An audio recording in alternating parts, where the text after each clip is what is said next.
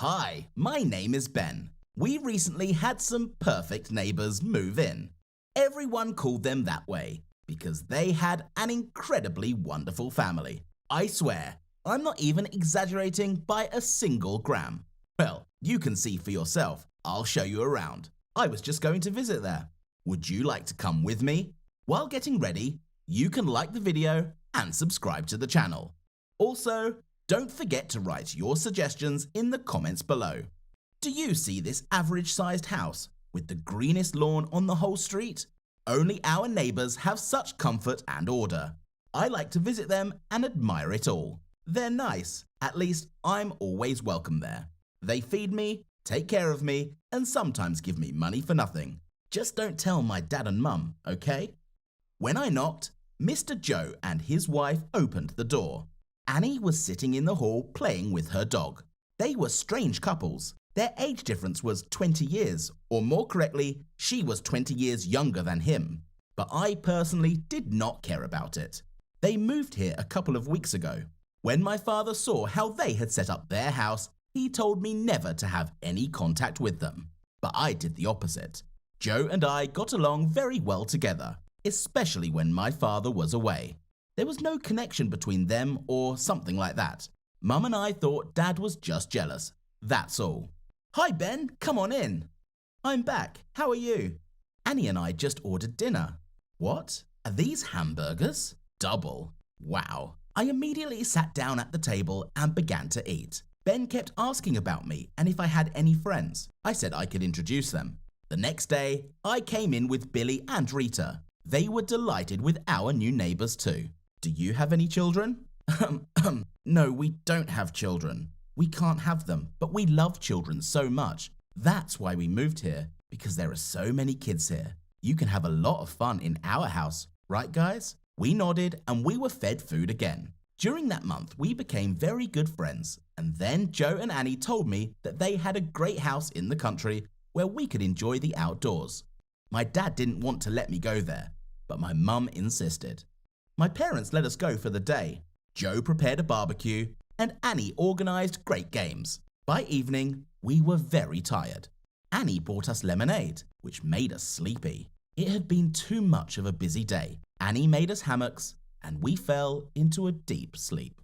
I woke up to find myself riding in the car with Rita and Billy still asleep next to me. I asked where we were and Joe said we'd be home soon. I tried to get up, but I realised that my hands were tied and so were my feet. Joe, what are these ropes? Quiet, baby, or you'll wake the other kids. Get it off me, I said. Don't be rude to your mum, son. Mum? What are you talking about, Joe? Call me Daddy. It'll make me feel better, especially since we get along pretty well during all this time, right? What's going on here anyway? It's all right, son. We'll be home soon and go to bed. I knew that there was some kind of nightmare going on. I was scared and anxious. I tried to wake up Rita and Billy. I pushed Billy with my head and drool was coming out of his mouth. Ugh, the sight made me feel even worse. Suddenly, I noticed Rita was coming to her senses. She began to panic. Annie barely calmed her down, and then Billy woke up. Joe told Annie that he should have given us more sleeping pills. We came to an unfamiliar house. Joe and Annie led us through the garage and into a room where there were 3 beds, 2 for boys and 1 for girls. They put us there and told us that we were their children now and that they were our new parents. Annie promised to be our best mother and Joe our best father. I said it was okay, but we already had our families, to which Joe said they wouldn't find us, even if they tried. And tomorrow morning, we were flying to another country with our private plane. But why do you need us? We can't have children and we can't adopt for some reason. And Joe and I are so eager to have children. We liked you right away, so we decided to pick you up. That's why you seem so perfect to us. But you're just nuts. Good night, kids. We have a busy day tomorrow. They untied our hands, kissed us goodnight, and locked the door. Rita started to get hysterical, that it was all because of me and I introduced them to them. What are you talking about? I didn't hear you complain when Addie gave you money or gave you gifts. That's enough. We need to think about how to get out of here. I checked the windows, but there were bars. Suddenly, Rita took the hairpin off of her head and began to poke the lock. She managed to open the door. We waited until the lights went out in the next room and then went out quietly. We made our way to the exit, but the door was also locked there, and Rita managed to open it. As soon as we ran outside, the alarm went off. Joe and Annie came running out of their room. I saw the car keys on the table in the lobby, quickly grabbed them, and we ran in the direction of the car. No one knew how to drive, including me, but we locked the car from inside and I started it. Joe begged me to stop and negotiate, but I stepped on the gas and drove down the street. Somehow I managed to turn on the headlights, and on the way I hit several garbage cans. I didn't know where we were, so I just kept going. Suddenly a car came at us. It hit ours and we bumped into each other, and then I lost consciousness. We woke up in the same room, only this time tied up. Joe was sitting there with ice on his forehead. It was them. They crashed into us. Good thing no one was seriously hurt. Perfect couples were very angry, but they sounded like parents. "You're grounded. A month without internet, TV and money. Do you understand?" asked Annie. They tied our hands to the bed so we wouldn't run away and left them. There wasn't much time before dawn, so I suggested a plan to the guys.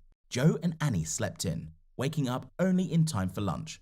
When they came into our room, we pretended to have just woken up, though we had been discussing a plan of action until the wee hours of the morning. "Mummy, I need to go to the bathroom." "What?" "Yes, son. Of course, honey." "Dad, I'm hungry. I need a shower." "Sure, kids, let's go have breakfast." They were both very happy when they heard what we called them. With all our strength, we hid our anxiety and turned on all the acting skills. We were released and we washed, changed our clothes, and sat down to breakfast. Rita asked, "Mum, what are your plans for today?" And Annie said she wanted to continue our punishment, and they were supposed to leave, but the plane is not ready yet, and since we are obediently behaving, we can play games and cook something together. After breakfast, we helped clean up. Then Rita asked Annie to do her hair.